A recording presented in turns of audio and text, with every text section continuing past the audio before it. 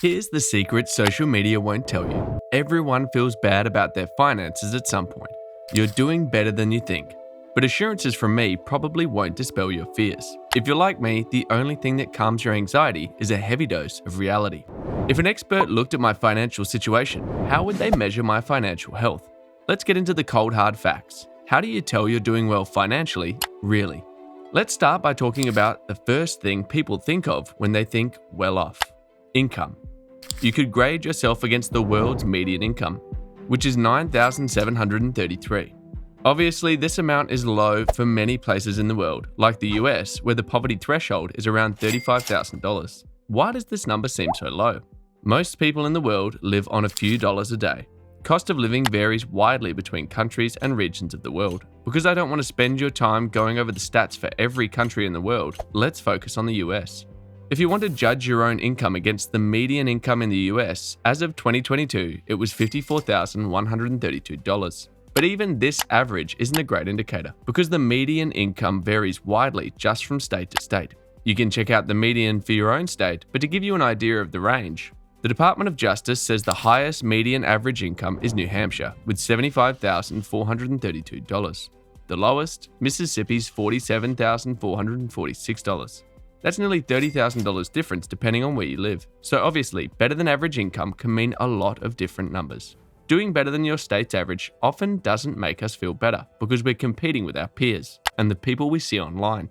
When you scroll through social media and see these lavish lifestyles and huge incomes, it's only natural to compare yourself to them, even though most of them are faking. You feel like you're competing against the whole world. Here's the hard truth. No matter how much you make, there will always be someone making more. Even if you are the wealthiest person in the world, you won't be for long. Someone will come along and knock you off the top spot, like Bernard Arnault did to Elon Musk in 2022.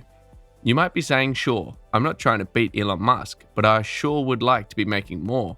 What if I told you income is not a good indicator of financial well-being? We've all heard the horror stories. Someone living a lavish lifestyle and earning big bucks gets laid off, and suddenly they're homeless, ill, and hopeless. How does this happen? It's because income alone doesn't make for long-term financial health. The first real indicator of financial well-being is your savings. Most Americans don't have enough money saved up to cover an unexpected emergency. If you're making seven figures but you have no money saved up, you are in danger. One emergency or recession could send you into bankruptcy. Most Americans do not have enough savings to cover life's emergencies. 56% of people in the US have less than $1,000 saved. So if you have more than $1,000 saved up, you are doing better than average. What's the average amount for those who do have money saved up? It varies by age. If you're under 35, the average savings is $11,200. For those over 55, it's $57,800. Obviously, as you get older, you have more of an opportunity to save. But a healthy savings account is not based on these numbers. It's about what you'll use savings for. At minimum, financial experts recommend having 3 months of expenses saved. This gives you a buffer if you lose your job or have an unexpected mega expense. If you have that 3 months tucked away, you're on the right track. Some experts recommend more like 8 to 12 months, but start with 3. Savings are hugely important to long-term financial health, but they are largely an unseen indicator. It's hard to post a picture to Instagram that gets people jealous of your savings account's reasonable rate of return. Maybe you can't show off this emergency fund at parties, but if you have it, you're doing great. Half of African American families have no emergency savings fund. Saving anything at all can be difficult, so if you have some money tucked away, congratulations. Especially in the US, rent and cost of living make it hard to save. In fact, nearly 40% of those with annual incomes over $100,000 still live paycheck to paycheck, so be proud of your $1,000, 3 months, or whatever amount you're starting with. Investments are another more silent source of wealth and security. You can think of investments as putting your savings to work for you, if you're careful with them.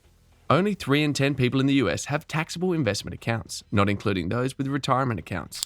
The amount invested doesn't have to be huge right off the bat. The median amount invested by households headed by people younger than 35 was $7,700. So if you've started an investment account, you're likely doing better than 70% of Americans financially. And if you are under 35 and have an investment account that's valued at over $7,700, you're doing better than the average, even among those 30%. Savings and investments are great indicators of financial health because you are using excess money to grow your wealth over time. Not everyone has the ability to do this due to low income opportunities or large expense obligations. If you have savings and investments, you're doing great, and you should feel both lucky and proud of yourself for getting this far. While income and cash liquidity, such as in savings or investments that you could sell quickly, or often used as fast indications of financial well-being, these indicators are actually pretty poor markers of your money health. If we can't judge by the money we're bringing in, how can we judge it? Business accounting knows something regular individuals do not. When a business reports its earnings to stockholders, it focuses on two things: cash flow and growth. Notice we didn't say income, cash on hand, or even debt. But since many people struggle with debt, let's talk about it.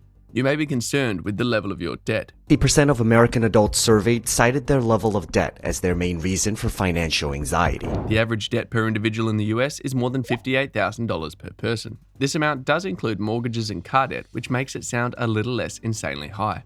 But not including mortgages, the average debt is $38,000 per person. Trends indicate that this amount has risen steadily over the last 5 years. This means if you are decreasing your amount of debt rather than increasing it, you are doing better than the average American. If you have no debt, you are one of the lucky few. 8 in 10 Americans have some form of consumer debt. This isn't such a shocking or depressing statistic when you consider not all debt is bad. Some of it can actually increase your net worth over time.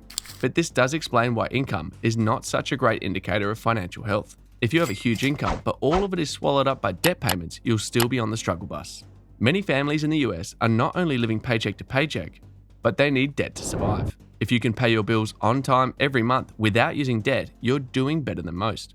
It's not just about debt though. You can have debt and still be financially healthy, even thriving. The best indicator of financial well-being is a positive cash flow. The concept here is simple. If you are putting out more than you're putting in, you won't be able to grow your wealth because there's nothing left over to build on. Theoretically, a billionaire can have $0 of actual cash on hand but still be worth billions and be getting more wealth with a better quality of life all the time. How do they do this? Cash flow. If your assets and income, which are positives, add up to more than your losses and expenses, the negatives, you're doing well. So if you really want to get the most accurate picture of your financial health, add up your asset appreciation and income, then subtract all of your losses and expenses over the last 6 months. Or to make it even easier on yourself, just do income minus expenses. If the amount ends up positive, great, you are financially healthy. To give you an idea of how your cash flow stacks up to the average American, the average household spends $61,334 a year. Compare that to the median household income of $67,521.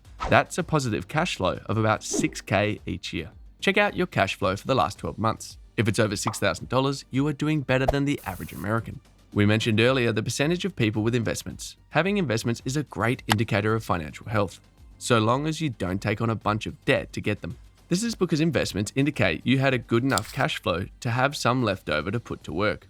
But as we said before, prioritize having your emergency savings ready before making any investments. We've talked about a lot of indicators of financial health: income, savings, investments, debt, and cash flow. But here's the thing, in any of these categories, there will always be someone who is doing better than you.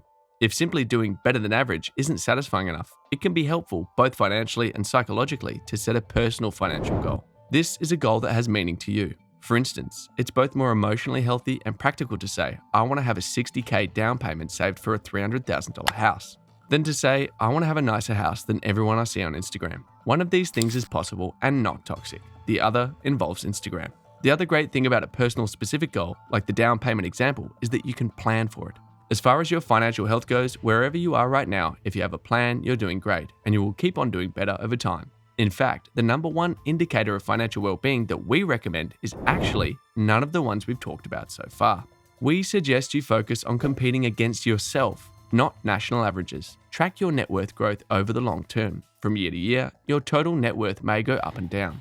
But if it is rising over time overall, such as over a 5-year period, you are improving.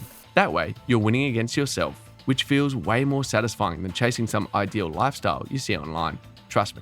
Make sure you celebrate your financial wins as they come. Even if they seem small now, they'll have a big impact over time.